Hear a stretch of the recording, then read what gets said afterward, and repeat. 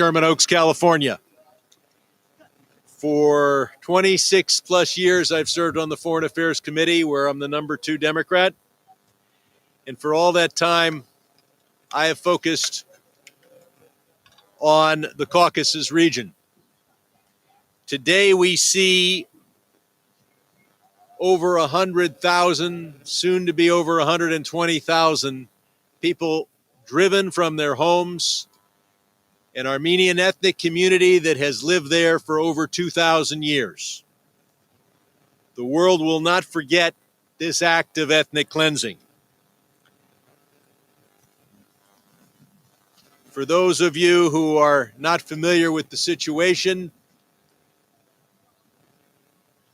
at the breakup of the Soviet Union, there were a number of Soviet socialist republics who declared their independence. Within those republics, there were autonomous regions.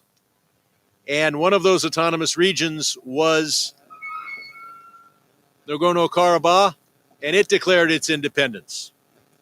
The United States did not recognize the independence of not the republics, but of those who were the autonomous regions. Except we did when Yugoslavia broke up, because there was an autonomous region within the Republic of Serbia that was part of the Federation of Yugoslavia. And we recognized Kosovo's independence because we knew that the people there would be subject to ethnic cleansing if that independence was not established. And we waged war for the independence of that autonomous region. And we prevented genocide in one of the most important actions America took in the waning days of the 20th century. We unfortunately did not recognize yet the Republic of Artsakh, also known as Nagorno-Karabakh, but the situation is analogous. It was an autonomous region inside of Azerbaijan in Soviet days. And when they declared their independence, they said they need this independence or we will be subject to ethnic cleansing and genocide. Some wondered whether that was true. No one wonders that today. The vast majority have fled already. The sick and the infirm and the disabled are still there and still need to be evacuated. But ethnic cleansing and genocide is being visited by dictator Aliyev out of Baku, Azerbaijan, on the people of Artsakh. America must provide aid to those who are fleeing and have fled and are now in the Republic of Armenia. Armenia is a very small country that now has over 100,000, soon 120,000 refugees, and America should be there on the ground to help. And I'm proud that Samantha Power is on the head of USAID, is on the ground to try to deal with the situation. But believe it or not, the atrocities are not over. It's not just those who are being ethnically cleansed. It is not just those who will not be offered a penny for all the property that they have been forced to evacuate from. The houses are taken. The buildings are taken. The factories are taken. And Baku, an oil-rich country, Azerbaijan, has not offered a single penny, nor have they apologized for driving 120,000 and more people from their homes. But now Azerbaijan has its eyes on conquering the Republic of Armenia, whose independence we recognized in the early 1990s. Compare that to Ukraine. We recognize Ukraine's independence at the same time. We are providing tremendous aid to the people of Ukraine to be able to defend the borders that we recognized.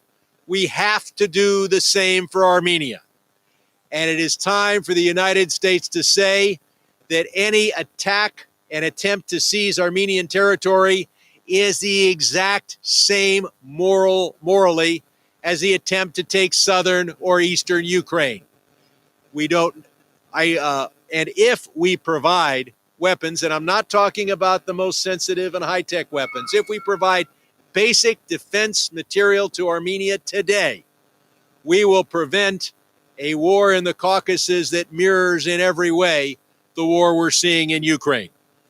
So a number of us are here to say that this ethnic cleansing and genocide is evil, to say that the attempts by Azerbaijan to conquer Armenia and the Republic of Armenia or any portion of it is evil, and to say that America must provide aid to these people who have been ethnically cleansed. I have quite a number of my colleagues who are here, and the first one I will call upon is Jim Costa from Central California. Thank you very much, my colleague and good friend Brad Sherman. What we're talking about here this afternoon, Azerbaijan's horrific attack on the people of Nagorno-Karabakh, otherwise known as Artsakh, is about good and evil. And the evil that the Azerbaijani government is perpetrating upon these Armenian people who are being run off their native historic lands is wrong. The attempt on the Lachen corridor, which is the corridor that links Armenia to this territory that we refer to as Nagorno-Karabakh, otherwise known as Artsakh, is the vital link that provides the necessary food and aspects of life that sustain this area. Azerbaijan launched this attack on Artsakh and announced the evacuation of ethnic Armenians. The evacuation of ethnic Armenians. What does that mean? It means, I believe, ethnic cleansing of the region. And that's why this is so important that we bring the attention of the world to this horrific action by the Azerbaijan government. This road, the only road linking Artsakh to Armenia, is impacting 120,000 people. And it's estimated that maybe as many as 50,000 have already fled. 200 were killed this week. I sent a letter to the U.S. House of Representatives, the Foreign Affairs Committee, that one, we must hold a bipartisan congressional hearing soon to highlight the atrocities that are being taken.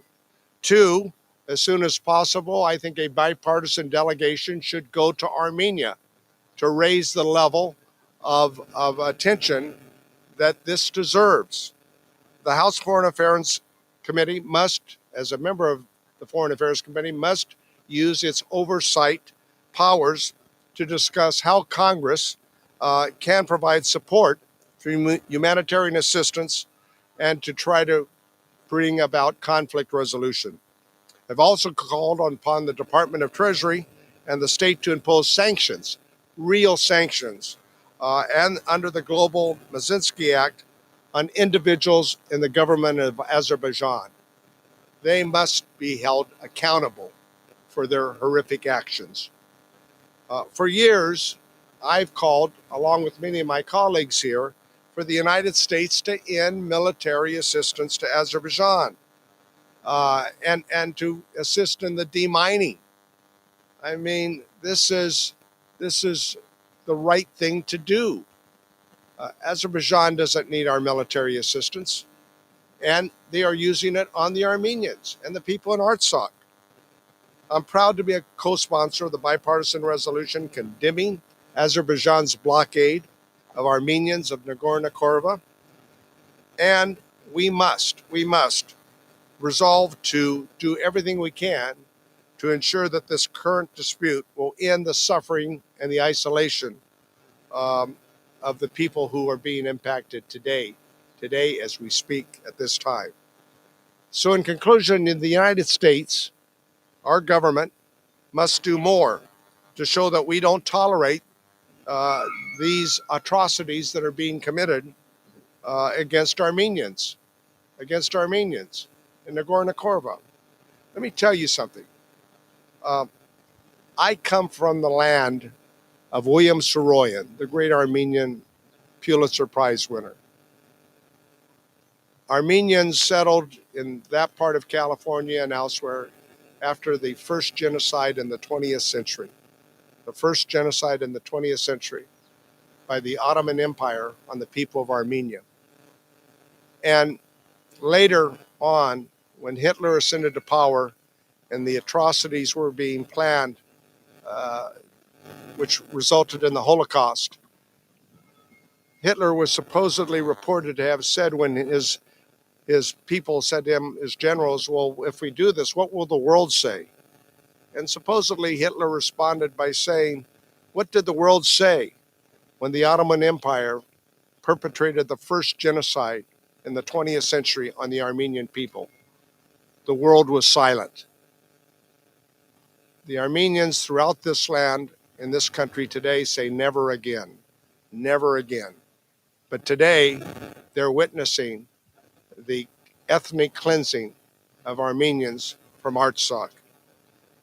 The United States must do more to assert the leadership that needs to take place to ensure that these atrocities end and that we support Armenia, the people of Armenia, and its territorial boundaries. We're supporting the people of Ukraine and its territorial boundaries for all the right reasons. And for the same reasons, we must support the territorial boundaries for the people of Armenia. I thank you very much. And the next person, you got it? Josh is next, so I just want to say. Okay. Jim, I think you speak for all of us in calling for Section 907 of the Freedom Support Act to actually be enforced and to cut off all military aid to Azerbaijan, and for us to apply the global Magnitsky sanctions on the culpable Azeri officials. With that, I introduce Josh Gottheimer from New Jersey. Thanks, Brett. Thank you so much for organizing this. We're very grateful to you for doing that. And the Armenian National Committee of America, thank you so much for your leadership and in defense of Christians and for the Martyrs and 120,000 Reasons Coalition and all the people who are part of the Armenian Caucus and members of Congress. I'm Josh Gottheimer. I represent northern New Jersey, the 5th Congressional District. And I've been very proud since I'm in Congress, including, like the people behind me, to have always stood by and fought for our great Armenian American community in the United States. Of course, for me in New Jersey, where there's a very, very strong Armenian community and a proud one and makes our state richer every day. We're gathered here today because of, as you heard, the deliberate attacks against Armenians by Azerbaijan. Since the military operation Artsakh just days ago, more than half of the region's Armenians have fled as refugees. May the memories of those who were lost always be a blessing. And by coming together during this atrocity, we not only mourn the lives of those lost, but we continue to rededicate ourselves to recognizing and speaking out against genocide around the globe and ensuring that we stand united in condemning hatred and violence wherever it rears its ugly head. I believe it's our duty to speak out honestly about historical facts and recognize the massacre of 1.5 million Armenians, as well as the Greeks, the Assyrians, the Chaldeans, the Maronites, and other Christians by the Ottoman Empire. And it's our duty to recognize that as we speak, Armenians are being killed and displaced in Artsakh at the hands of Azerbaijan. Azerbaijan's horrific military offensive comes at the end of a 9-month blockade of Artsakh, which resulted in a humanitarian crisis. I know that it's never the wrong time to bear witness and tell the truth. The United States should never be complicit in senseless murder. This Congress, like the people behind me, I'm proud to have joined with the Bipartisan Congressional Armenian Caucus to write President Biden, Secretary Yellen, and Secretary Blinken to impose the sanctions we talked about today on individuals in Azerbaijan's government responsible for attacks against Armenians. I've also continued to press the administration to end aid to Azerbaijan and urge Secretary Blinken to enforce Section 907 of the Freedom Support Act to restrict our military assistance to these bad actors. As we continue to see the rise in hate and of targeted violence against ethnic and religious minorities around the world, it is vital that we not conceal or be bystanders to evil. I'll continue to stand strong with our ally, Armenia, in the face of threats and continued attacks from its neighbors, as we unfortunately continue to see even in these last couple days.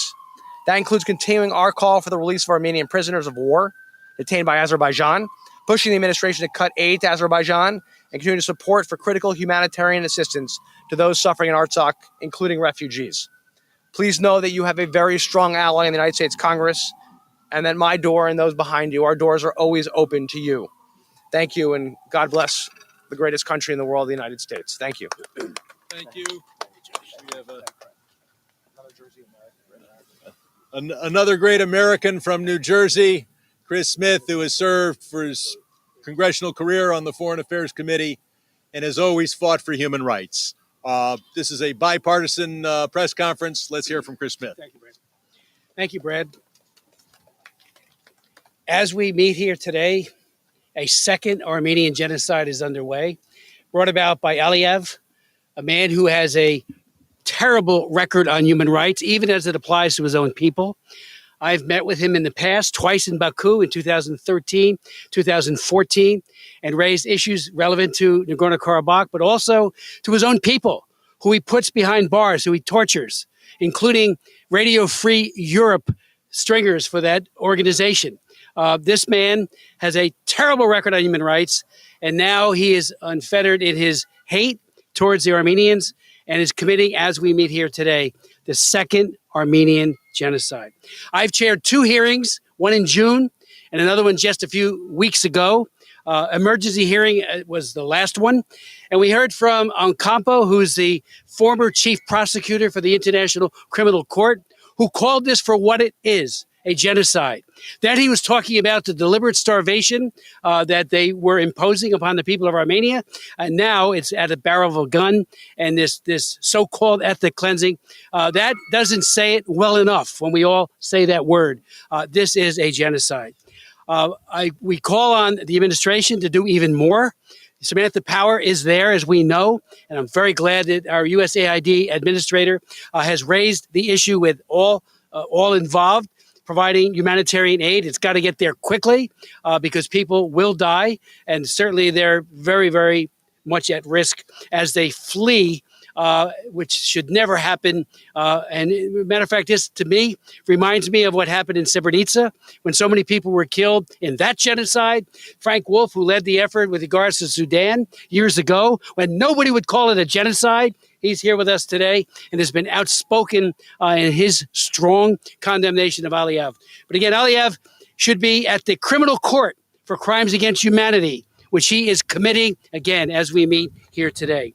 Last week, I introduced legislation called Preventing Ethnic Cleansing and Atrocities in the Nagorno-Karabakh Act, H.R. 5686, joined by Brad Sherman, who is the lead Democrat on the bill, Gus Bilirakis, and many others. That bill would do the following things. Dispatch U.S. diplomats to the region to monitor the situation, but not to monitor it the way we had it during the wars in the Balkans. We would have people there from the European Union and some from America who would take notes as to how many people were being killed. Frank and I went there so many times when Milosevic invaded, and it was like, what are you doing? You're just, what happens to these reports? So we want monitoring with action attached to it. It would institute 24-hour video monitoring of the Armenian cultural sites, authorizing humanitarian assistance. Again, some of that is already flowing, and I congratulate Samantha Power on that. Impose new sanctions. I was the House sponsor of the Global Magnitsky Act. We attached it to a must-pass bill because it was tied up, but it is the law. There are very serious sanctions that could be imposed now, today, on Aliyev and all of his gang, so that they can't do business with America and they cannot get a visa, two of the main parts of that sanctioning regimen. Do it. Don't wait as people are dying and starving. And of course, the trek of those who are exiting, that is a very perilous thing with people with bayonets and guns surrounding you. It would provide foreign military financing to the Democratic Republic of Armenia, which could be very helpful, we think, to them. And important, terminate all U.S. military aid to Azerbaijan by repealing the presidential waiver of Section 907 of the Freedom Support Act. That needs to be done. Doesn't take legislation. We should pass this legislation immediately, but the president can do it this afternoon if he was so inclined. Thank you. Thank you. Now my good friend from California, Lou Correa. I want to thank everybody for being here today. I'm Congressman Lou Correa, represent Central Orange County, California. Spent a lot of times in California's legislature, and I remember voting, co-authoring resolutions, remembering the plight of the Armenian people. And you think about that, history, remembering history. Well, ladies and gentlemen, history is being repeated today. We cannot wait. We cannot let it happen. If there's one thing I'm going to do today is ask you, do not let this happen. Do not let us in that building wait. Take action right now. 120,000 reasons. 120,000 lives. Lives that are suffering right now. Human beings. Can't let history repeat itself. Please make sure the next time you're here, double the amount of people that are here. Make sure your voices are raised loudly, because in that building, we manage by crisis. Today, one crisis, tomorrow, the next crisis. You have to make sure that you remind us, and we're on top of this. Please make sure we take action so that history is not repeated. Thank you very much. We're going to hear from a number of the groups that helped us organize this press conference right after we hear from Haley Stevens. Well, thank you so much. I'm Congresswoman Haley Stevens, representing Oakland County, Michigan, and Michigan's 11th District. And I join with my colleagues in a bipartisan way to call attention to what is happening in Nagorno-Karabakh, and particularly the innocent people whose lives are in danger, the innocent lives that have been lost. I want to thank the Armenian Assembly. I want to thank the Armenian community of Michigan for their steadfast dedication to engaging elected officials. I came to Congress and we recognized the Armenian genocide after years and years and years of work, and we absolutely cannot see that happen again. And what has been boiling over for too long this year is now at a pitch fever. We see a refugee crisis, and we see an attack on Armenia's sovereignty. And it is wholly unacceptable. I have joined in support in calling for sanctions, in particular against the Azerbaijani officials. That needs to happen. It's grateful to see Senator Gary Peters from Michigan in Armenia just this weekend. Obviously, Samantha Powers from USAID is there now. We cannot wait another minute. And this gathering today with so many of you is shining a light. And I want you to know that I am using my platform to call attention to what is happening in a sovereign, democratic nation, an allied nation of the United States. The Armenian people deserve the best. They deserve our friendship. They deserve our support, and they deserve all it takes to prevent the worst from happening. So we stand by you today, tomorrow, and the tomorrow after that. And we certainly say never again. Thank you. Now I believe we have a spokesperson from the Armenian National Committee of America.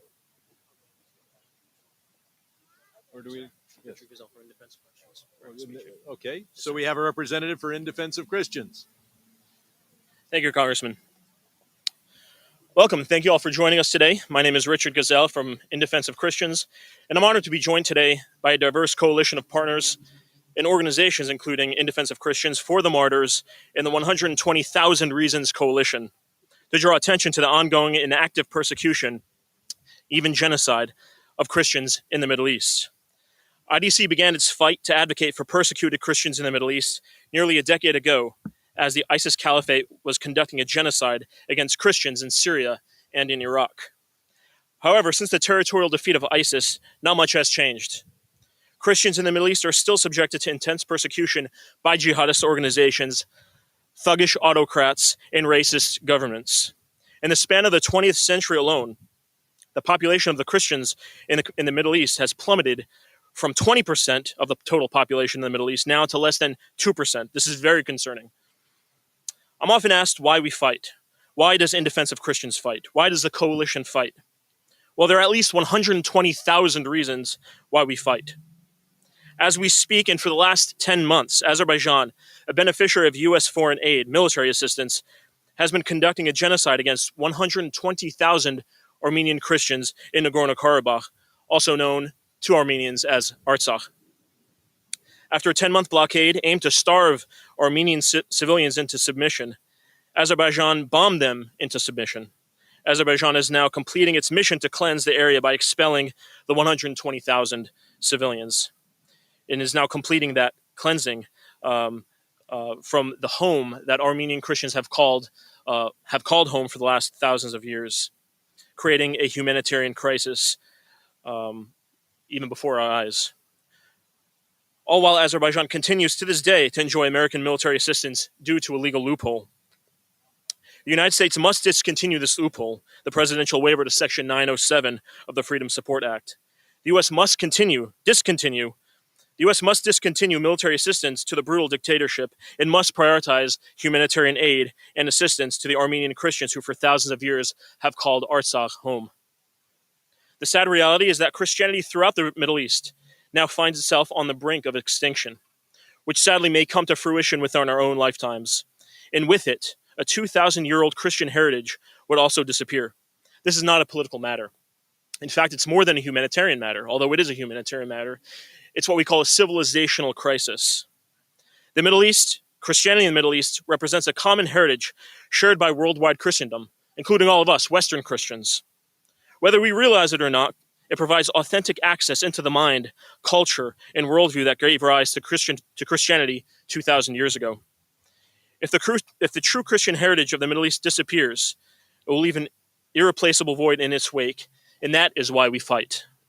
For 2 millennia, Christians in the Middle East have been stuck in the middle, with no seat at the table and no one to speak on their behalf.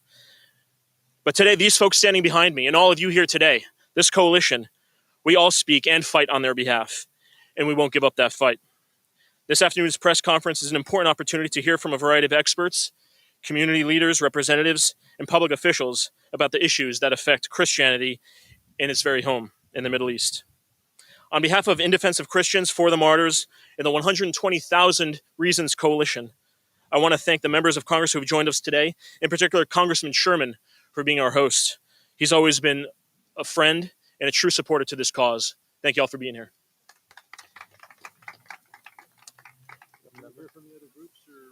Yes, sir, we have a coalition. Okay, so yes, let me point out that there were at least a dozen other members who intended and wanted to be here. As you may have noticed, this is a period of some disquiet here in the United States Congress. Now let me call up a spokesperson from the Armenian National Committee of America.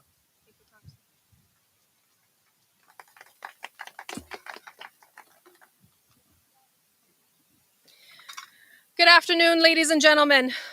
I want to thank our host, Congressman Brad Sherman, our organizer and coalition partner In Defense of Christians, for bringing all of us together for a day of advocacy on human rights issues affecting all of our persecuted brothers and sisters. Today, as Americans, we are righteously angry that our government, the Biden administration, has armed and abetted, aided and emboldened Azerbaijan's oil-rich Aliyev regime that is today committing real-time genocide against Artsakh's 120,000 indigenous Armenian Christians. As you all know, Azerbaijan's aggression, with the solid backing of Turkey, has caused immense suffering and has violated international law, including Articles 2B and 2C of the Genocide Convention.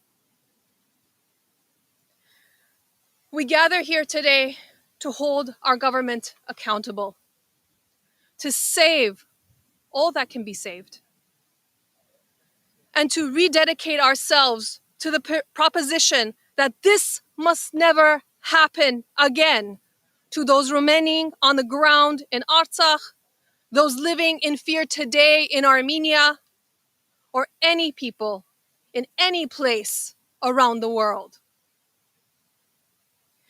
President Joe Biden's recent words at the United Nations General Assembly ring all too hollow.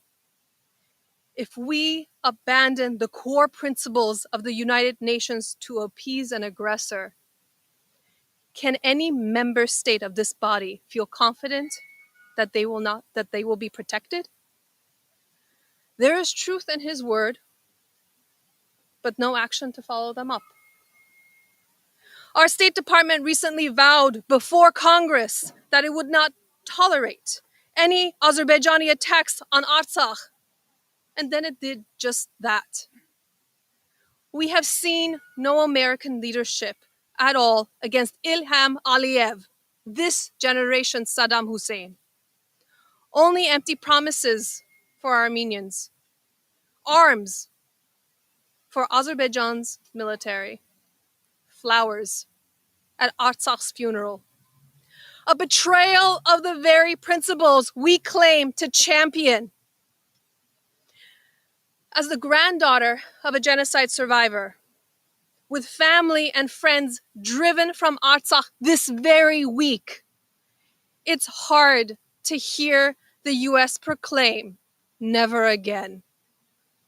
Never again is becoming an empty promise while we ship arms to the side doing it again and again, while blocking US aid to Artsakh during 9 long months under blockade.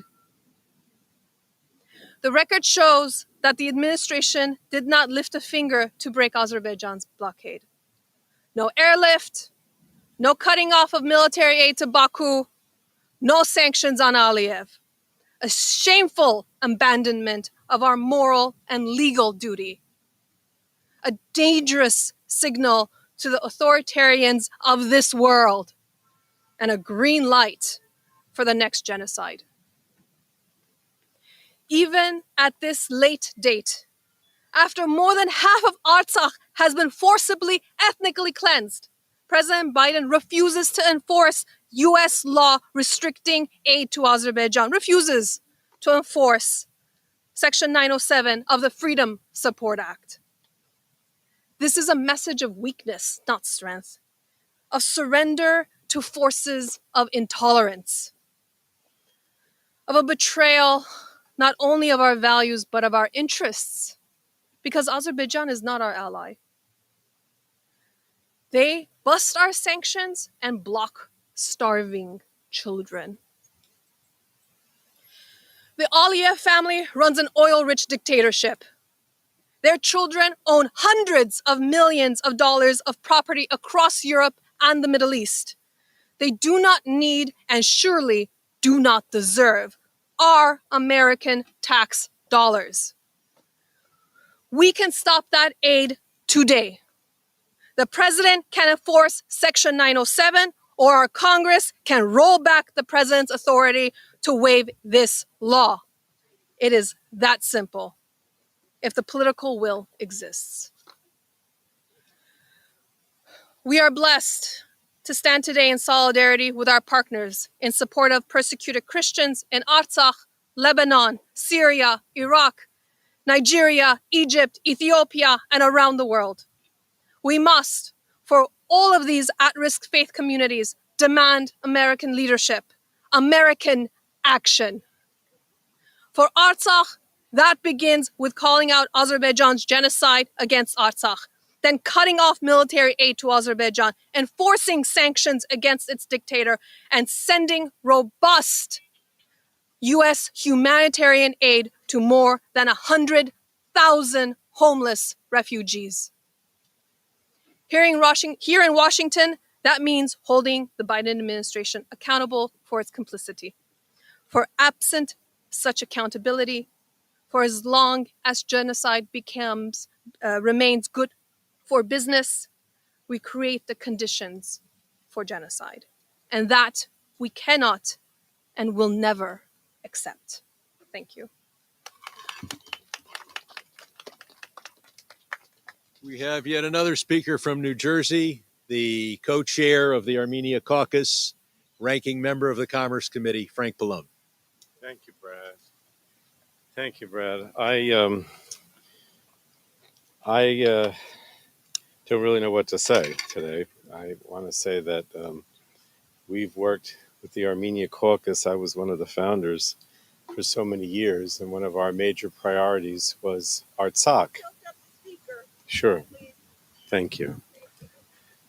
I said I was one of the founding members of the Armenia Caucus and worked for protecting the rights of the people of Artsakh for so many years with the ANCA and Armenia Caucus and so many members of Congress and Armenia diaspora here in the United States. So what's happened in the last week or so is very difficult for me to talk about. The sense of loss is really terrible. And I have to say that with the ANCA and other organizations, we have been trying to put the clarion call out for a number of years, and particularly in the last 6 months, that Aliyev and Azerbaijan's goal was to ethnically cleanse Artsakh. In other words, basically get rid of all the Armenians, take their land, and force them to flee, if not be killed in the process. And that's exactly what we're seeing unfold. So I would say maybe three things. One is we have to do whatever we can so that the people of Artsakh, if they decide to leave, have a way of doing so without being killed, without being hurt. At the same time, for those who would like to stay, they should be able to. They should be able to keep their homes and their lands and their property and feel safe. And the only way, in my opinion, that that's going to be accomplished is through some international intervention. That's not going to be accomplished because of some paper agreement, if they even do have a paper agreement that Azerbaijan decides to negotiate. It's got to be through international efforts, international humanitarian efforts to make sure that the people have food and they're safe, and if they want to leave, that there's a way to do so without being hurt or harmed, and guarantees for their property as well as their lives. And that can only be done through some sort of international force that comes in to Artsakh and can defend them in some way from Aliyev and Azerbaijan. So that's what we're trying to achieve. And we've been calling upon the State Department and the Biden administration to try to accomplish that. But I also want to go beyond that, because I have to be honest, my fear goes beyond Artsakh.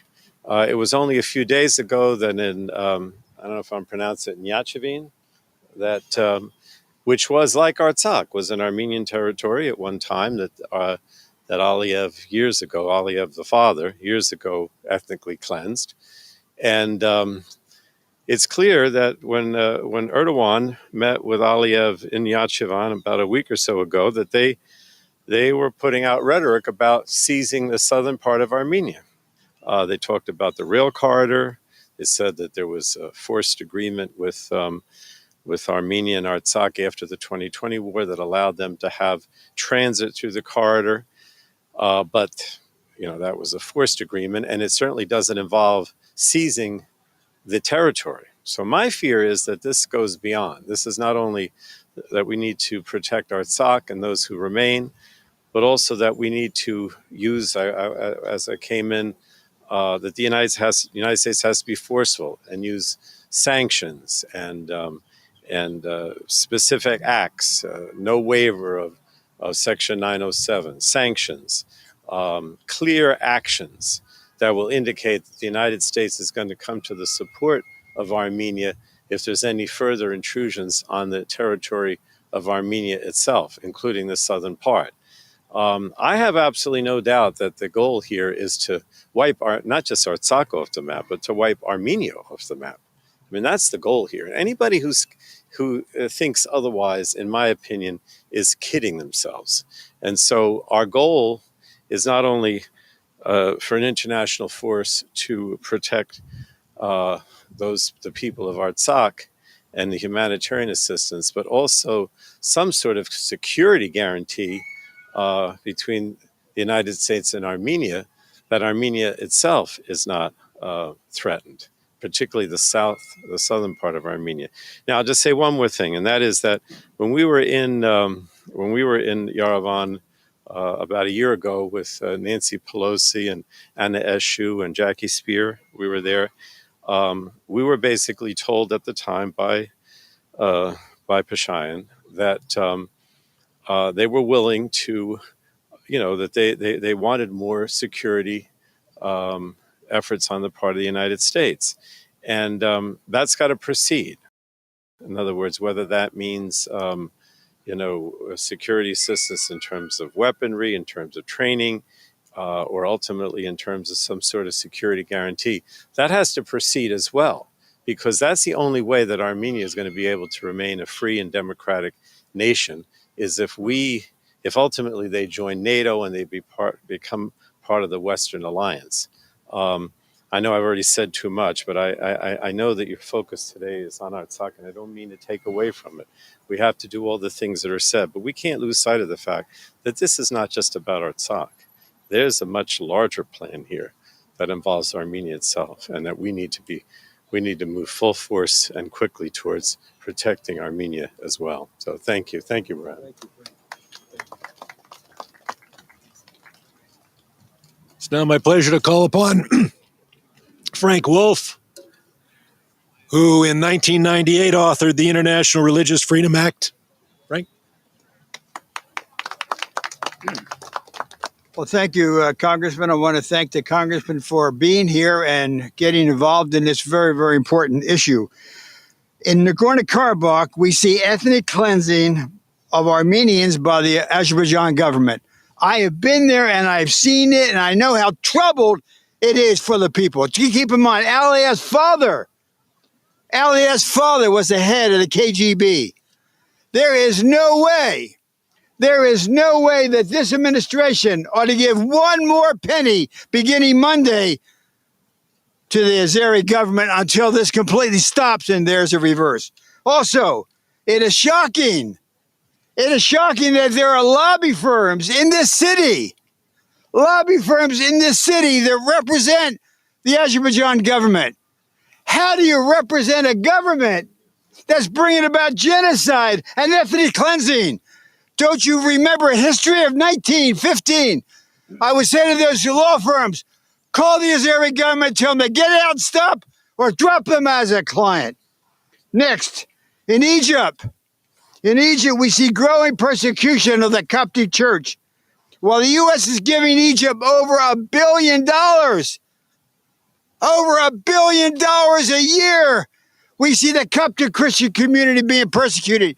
We see anti-Semitic literature in the textbooks. I was in Egypt one time, and I remember I met with a leader of the Jewish community. And I said, how many Jewish people are left here? We want to help. She said, Mr. Wolf, probably 25 or 30.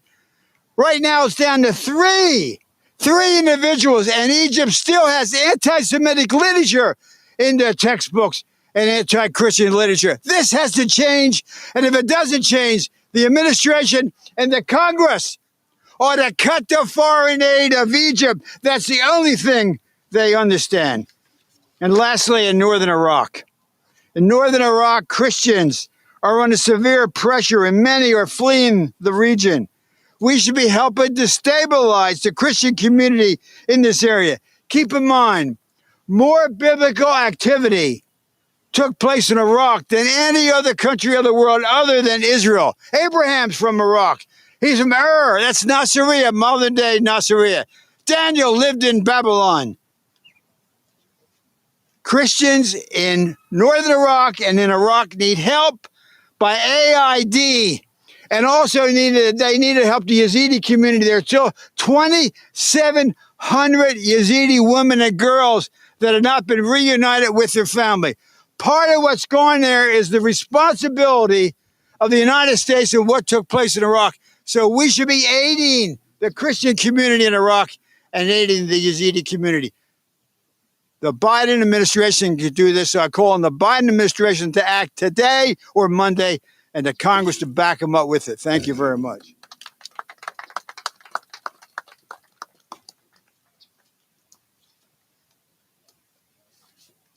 We do have 5 more speakers. I'll ask them to keep it brief, and we'll start with Keith from the Communications Advisors from the group 120,000 Reasons Coalition.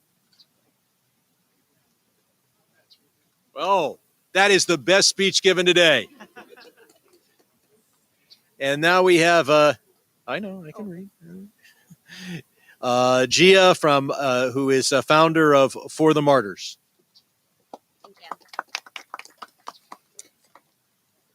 Christians around the world are under attack. My name is Gia Chacon. I'm the founder of For the Martyrs, a nonprofit organization that works to raise awareness about the crisis of Christian persecution, advocate for religious freedom, and provide aid to suffering Christians around the world. I want to thank In Defense of Christians, Congressman Sherman, and the 120,000 Reasons Coalition partners for co-hosting this press conference today. 1/3 of the world faces religious oppression, and an overwhelming 80% of the oppressed are Christian. This makes Christians the most persecuted religious group. As we stand here today, according to Open Doors US, there are over 360 million Christians who are facing persecution solely because of their faith in Christ. I have been to the borders of war-torn countries. I have sat in the desert camps of people who have been imprisoned, persecuted, killed, and pushed out of their homes solely because of their faith. Their only crime was being Christian. We are witnessing an era where it has never been more dangerous to be a believer in Christ. There is a genocide underway in Armenia. 120 Armenian Christians are facing starvation, gross human rights violations, and being forced out of their historic land in Nagorno-Karabakh or Artsakh. Over 1,000 Christians were slaughtered in Nigeria in the first 100 days of this year alone. The Christian population in Iraq and Syria has diminished by over 80% in just one generation. Christians around the world face imprisonment, loss of their businesses, torture, and even death solely because of their faith in Christ. These Christians around the world have a question. Who will be their voice? Who will be their advocate? Who will protect them? When speaking of genocide and atrocities, President Biden has said time and time again, we recommit ourselves to never again allow an atrocity like this to happen. We are asking President Biden and his administration, where are you now? Where is the United States now as a genocide is unfolding in front of our eyes and Christian persecution is skyrocketing like never before? We are calling upon United States Congress and the Biden administration to keep their promise, to uphold the standard for international religious freedom, to intervene to stop the genocide happening right now in Nagorno-Karabakh or Artsakh, to sanction countries that are led by dictators and terrorists, and to protect Christians around the world who innocently face persecution because of their faith. Thank you. We have 3 more speakers, but I want to open it up to a few questions from the press if you have a particular question. And I know Chris and our time is short, but we are available for a couple of questions.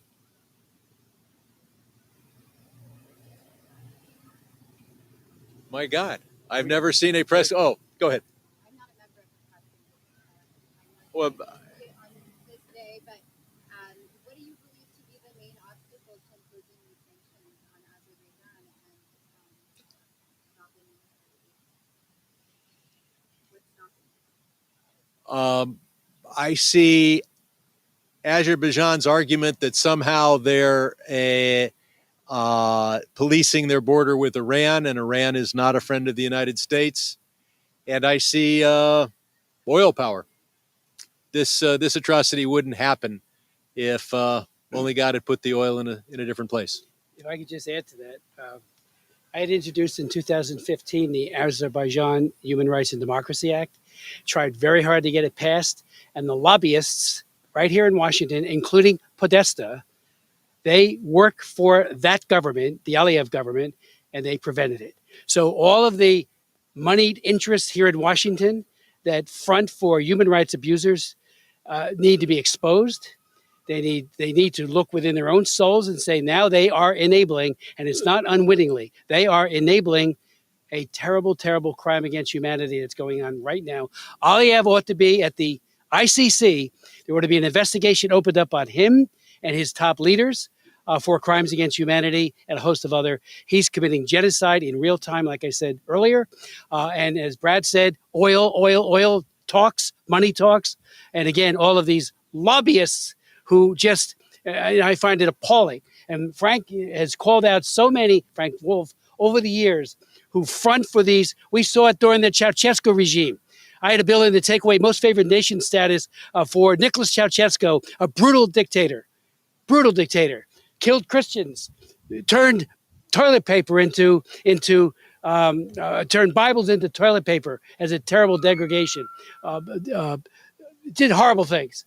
Tortured the Securitate, his secret police, the equivalent of the KGB, were second to none in their atrocities. We had all kinds of members in this House and Senate who refused to see it. And of course, it was the lobbyists, the people here on Capitol Hill and K Street that talked and said, look at the good things they do. And they would come in with bullet points that were filled with nonsense about how good he was. And we hear the exact same thing current day with Aliyev.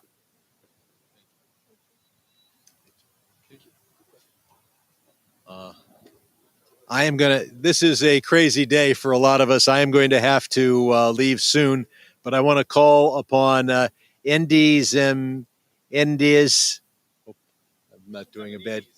Samanides. I know, but I'm terrible at pronunciation. I haven't mastered English yet. Executive Director of the Hellenic American Leadership Council. Thank you, Congressman Sherman, and thank you, Congressman Smith, for always putting so much attention on it. My role is supposed to be different today, but as we sit here and talk about the disappearance and the threat of extinction of Christians in their historic homelands, it cannot be lost on us that the first Christian nation is under attack again, the first.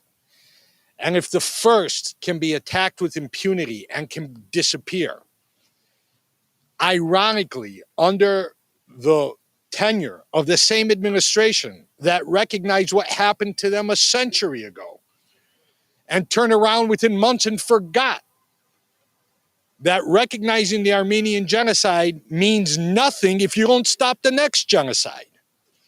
And I'm sorry, I can't congratulate Samantha Power for being in the region, because she knew what she did wrong during the Obama administration. She left the Obama administration, apologized for not recognizing the Armenian genocide, did no airlift, and is now, as ANCA has said, showing up for the funeral.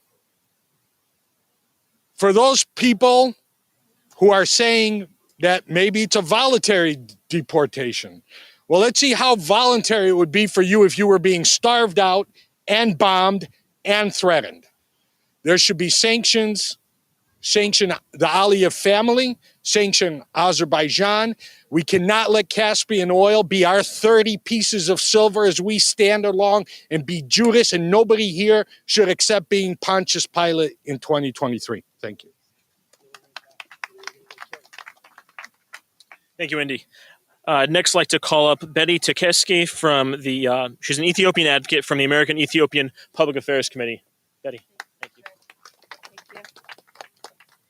Good afternoon, everyone. My name is Betel Sheba Tekesta, and I'm a member of the Ethiopian community and a practitioner of the Ethiopian Orthodox Tewahedo faith.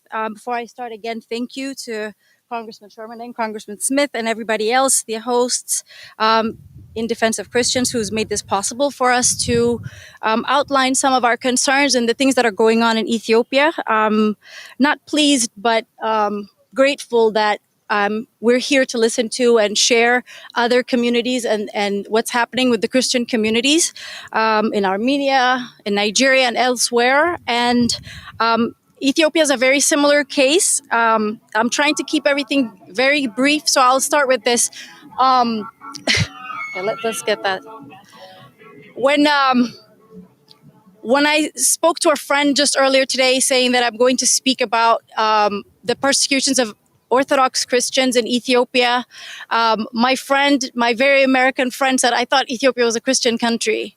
And that just kind of speaks to how ignorant a lot of us are, a lot of people are about what things are happening when we see different headlines and other political jargon being placed on headlines about the country and what's going on. And Ethiopia's persecution of Orthodox Christians has been going on for decades. And it's very alarming that most people are not informed about what's happening. And just recently, a month and a half ago, 577 people were killed in one day in a bombing of a monastery. And it received no news. And these are the kind of things that we're continuously seeing on a daily basis with persecution of our brothers and sisters. And the question is why?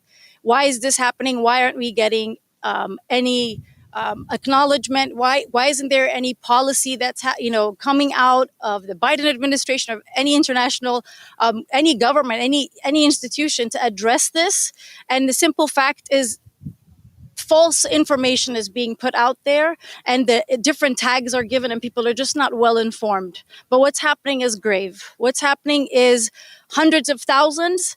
44% of Ethiopia's 120 plus million people are of the Orthodox faith.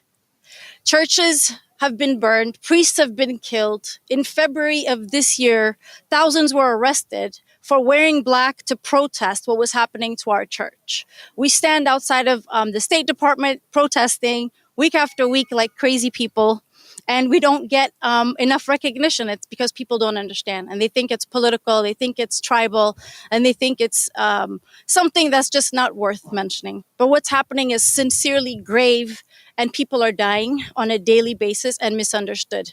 And the last, one thing, if I could at least compel all of you to Google, research, and find out and be a voice to this, to what we're advocating for, is understand that Ethiopia established Christianity in the 4th century. It's one of the first regions in the world to establish Christianity.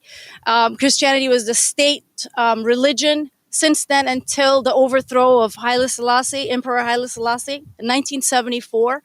And since then, we've seen the Derg regime, that was a communist regime, a Marxist regime. Since then, we've seen the TPLF, which is another Marxist-Leninist regime, masked by democracy. And now we have the Prosperity Party that's pushing evangelical gospel ideals, however, not doing anything that's evangelical or Christian, and has caused war after war in just the 5 and 6 years that they've been around. And all the while, Christians are being persecuted, arrested, priests are being massacred, beheaded, and this is happening in increasing, alarming frequency. And we need help. We need help from the communities who are concerned of their own, Christian persecution and other religious persecution. We need help with congressmen and policymakers to pay attention and help us make sure that the government is being held accountable and not getting any incentives and money and donations from the American government, from American taxpayers, until all of these things cease. But at the very, very least, we need the recognition and the acknowledgement so that people are recognizing what's happening and boldly help us advocate for it. I thank you all sincerely. Bye-bye. We're running low on time here, but we do have one final speaker who is an old and very close friend of In Defense of Christians. Stephen Howard is Director of Policy and Outreach at the American Task Force on Lebanon. Stephen.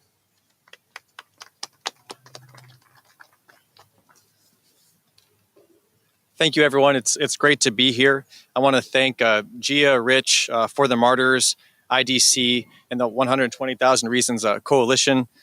Today, I want to talk about 3 things: why Lebanon matters for Middle Eastern Christians, the danger of it collapsing, and also why it matters to the U.S. and what the U.S. can do to prevent this from happening.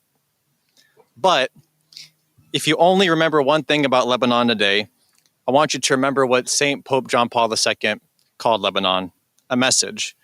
We've heard a lot today about what types of models don't work for Christians in the Middle East, but we have one in Lebanon that actually does. A pluralistic democracy with religious freedom. In fact, it was the IDC podcast where it was referred to as the best model for Christians in the Middle East. But it's in danger of becoming a failed state. If this happens, sectarianism would increase. Furthermore, you'd have a failed state bordering both Israel and Syria. This would be detrimental to U.S. interests in the region. But there are three things that the U.S. can do to prevent Lebanon from failing. Number one is to increase humanitarian support for the Lebanese people. And we already do a great job at this, but we've got to do more, especially as it relates to K-12 education and healthcare, two sectors with acute needs. But also, Lebanon and the international community both need to have a better response to the Syrian refugee crisis. Number two, we've got to reinforce democracy in Lebanon. 3 years ago, Beirut port explosion, 220 people killed, thousands injured. To this day, no investigation because of political interference. Those responsible must be brought to justice. We've also got to reverse the state of economic freefall that Lebanon is in. The World Bank has referred to the situation there as the worst economic crisis since the mid-19th century. 80% of Lebanese are impoverished, and right now, the government, parliament, and the International Monetary Fund immediately need a dialogue on reforms and begin with this recovery. Crucially, Lebanon has gone a year with no president. No faction in parliament has the votes for their first choice candidate. We knew this a year ago, and we know it today. There's clearly a need to compromise, which I know sounds funny given where we're standing, but we know that Lebanon needs a reform-oriented president committed to putting the needs of the people first. And last, we need to strengthen security both in Lebanon and regionally. A crucial part of this is securing the border between Lebanon and Israel. A year ago, we had a historic accomplishment. There was a maritime boundary agreement between these two countries. We need to build on that. There are already talks about demarcating the land border between Lebanon and Israel. We've seen conflict on that border just this week. We need to put every effort we can behind this. But crucially, we've got to increase support for the Lebanese armed forces. They're our trusted partner in combating terrorist groups like ISIS and Al-Qaeda. They're also the leading institutional deterrent to Hezbollah, and they've directly confronted them and ended sectarian clashes, both in Tayune in 2021 and Kahale just this summer. They're also the leader in disrupting and dismantling Captagon trafficking from the Assad regime and Syria. In fact, this year, soldiers in the LAF have lost lives in this effort. So in conclusion, if Lebanon fails, the only experiment in pluralistic democracy in the region fails. It's bad for Christians, it's bad for religious freedom, it's bad for U.S. interests. So the U.S. has got to act. We need accountability for needed reforms, we need assistance for the people, and we need increased security support. And just remember, Lebanon is a message. Let's do what we can to support it. Thank you. Thank you, Steve. And I do apologize. I was mistaken. We do have one more speaker, and that is Sarah Salama, who is a human rights advocate for Coptic Christians. Sarah.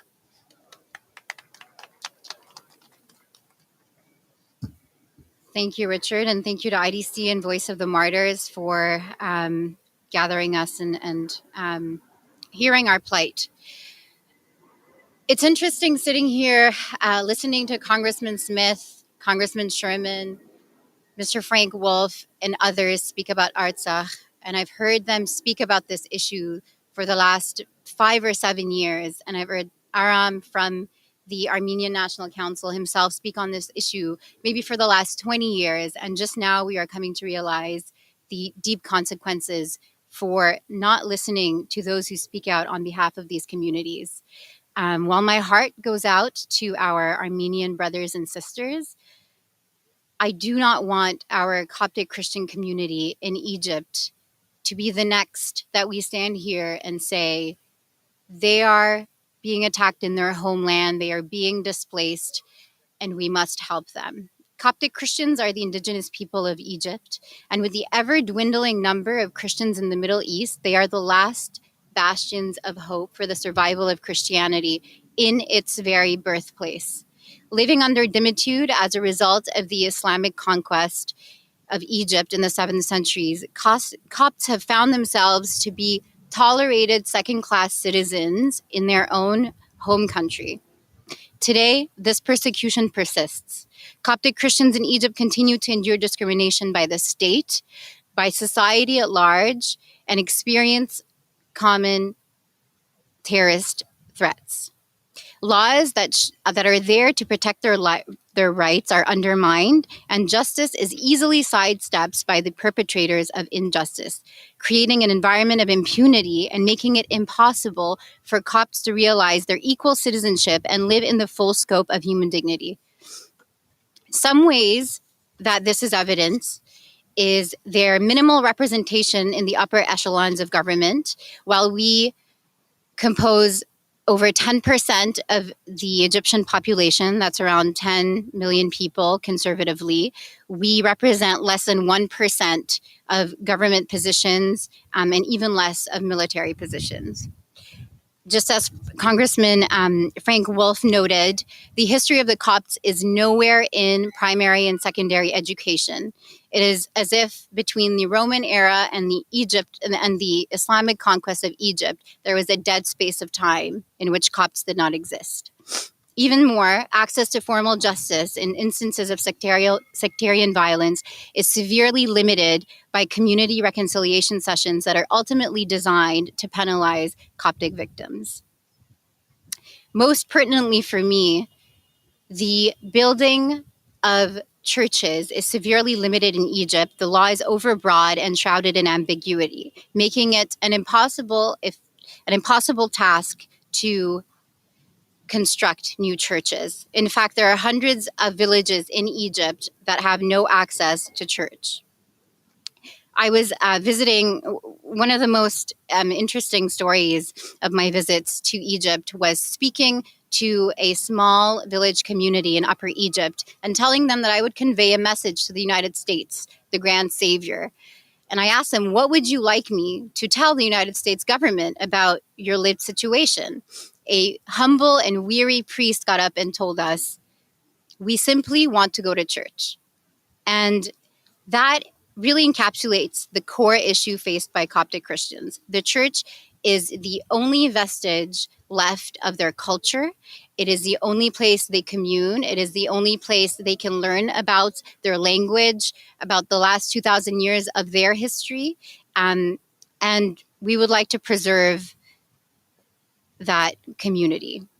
So in closing, and as we've all witnessed throughout this week, the U.S.-Egypt alliance is up for a reform. As Congressman Frank Wolf, former Congressman Frank Wolf noted, we cannot keep giving billions of dollars to so-called allies that continue to disregard American values and continue to step all over our belief system and ignore these important human rights issues. Thank you.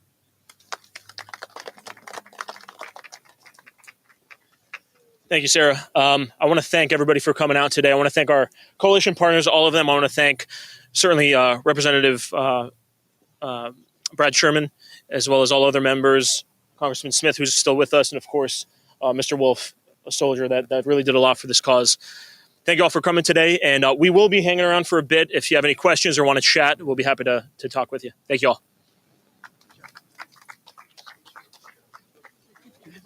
Yeah, sure. Yeah, absolutely. Do you want to